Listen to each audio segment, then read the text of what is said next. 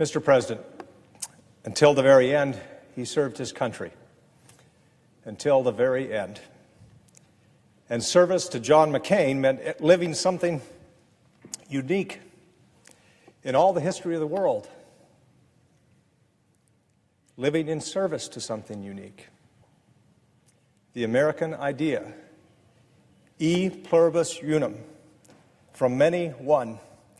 It might seem like a quaint vestige from a more idealistic time when compared to the brutal and determined divisions of our time, but it was an idea that defined John McCain's life. In it and through his service, he defied characterization, frustrated the tired conventions of the way party loyalists are supposed to behave, acted against his own political interests time and time again, in a way that from our vantage point today is nothing short of awe-inspiring. And he recognized that democracy was hard, but that living in bondage to tyranny was far harder. We talk a lot in this chamber about freedom. No one in this city, and few in American history, knew as much or as vividly about the price of freedom as John McCain. Our words are too often cheap and eminently forgettable. But John McCain paid our freight with his body and with his soul.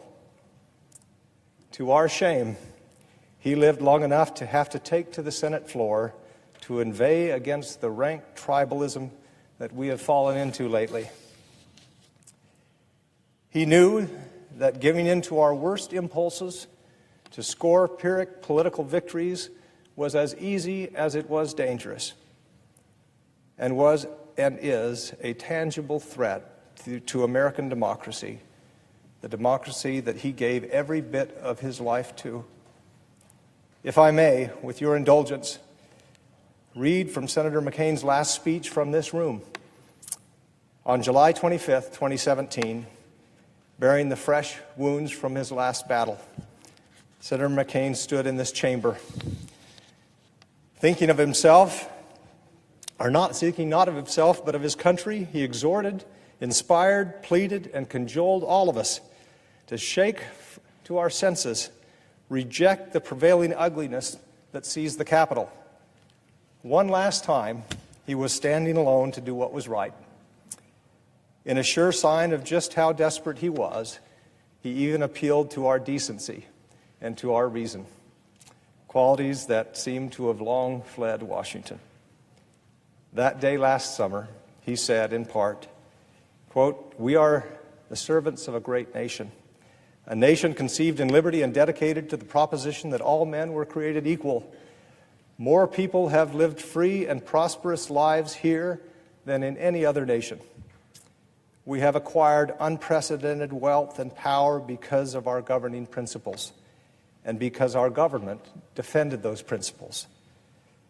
He went on, "America has made a greater contribution than any other nation to the international order that has liberated more people from tyranny and poverty than ever before in history.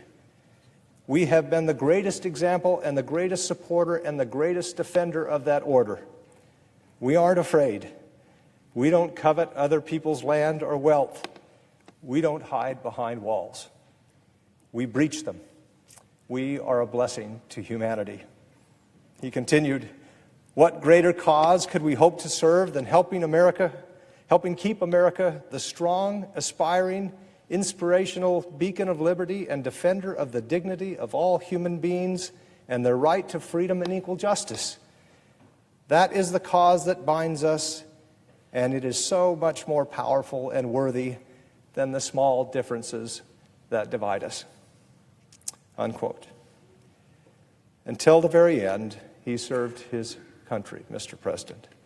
And now, as we consider the life of this man, in stark relief to what now passes for our politics, he continues to serve as a beacon to who we are and who we can be when we are at our best. If John McCain can forgive the North Vietnamese torturers, we can at least forgive each other. But that gesture of Senator McCain's was not merely a gesture of conciliation for conciliation's sake. It was reflective of a worldview that saw the humanity even in his enemies, of a sometimes unfathomable decency that could overcome most any difficulty, and a deep dedication to another American idea, the idea that character is destiny, and to the eternally optimistic American preference for tomorrow over yesterday. Now, I don't know whether or not Senator McCain, whether or not John, subscribed to the great man or great woman theory of history, the notion that the story of humanity is written by the actions and choices of great individuals. I don't know if he believed it or not, but I do know this: he lived it. I know this because it was my great honor of a lifetime to serve in this body with Senator McCain as the other senator from Arizona. Now, long before that privilege was accorded me by the people of my state, I was John McCain's constituent. And when the necessity presented itself to point up examples for my daughter and my 4 sons of lives lived with principle and purpose, of role models, I had to look no further than my own senator. Now, I have a pretty good idea that such approbation would be mocked most loudly by John McCain himself. I imagine he would have some choice and colorful language in response to the outpouring of love and tributes since he has left us. We know that, like all of us, the senator was not perfect. In fact, if you're interested in an inventory of his failings, McCain himself was the most eager to provide it. But as a former aide of his said in the past few days, McCain wasn't perfect, but he perfectly loved his country. Mr. President, words are a poor measure of any life, much less the life the size of John McCain's and the swath he cut on this earth. But yet we must try. We may never see his like again. And so for the sake of the country he loved, we owe it to his memory to try to be more like him, so that when the season of mourning is over, that we don't merely dispense with our earnest tributes and go right back to our venality.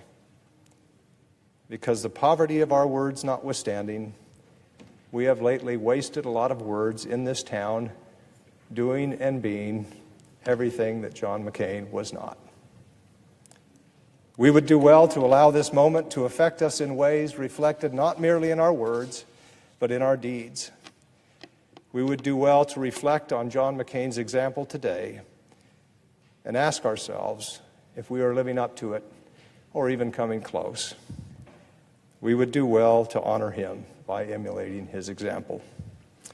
We, of course, will never have his extraordinary comic timing. He ribbed me without mercy and with only a little exaggeration that the only way I got elected to anything was because of my hundreds of siblings and thousands of cousins. I would have laughed harder if there wasn't some truth in it. We will never possess his grace in both victory and defeat. We will never have his servant's heart, nor his power and clarity about the daily effort that freedom requires. John McCain knew firsthand the epic global struggle for freedom. And so he was freedom's greatest champion in the United States Senate. He also knew that history is not a straight line, and that the ghosts of the great ideological struggle of the 20th century are still here, haunting the 21st. As he recently told Jeffrey Goldberg of The Atlantic, there's always a Putin somewhere in the world, and you're meant to oppose him with all the skills God gave you. So, as we say goodbye to John McCain, let us take up his banner. His was always the good fight. We are fortunate to have known him best in Arizona. But he was bigger than any one state. He always belonged to America and to the world. And now he belongs to the ages. Farewell, Senator. Farewell, John. I yield the floor.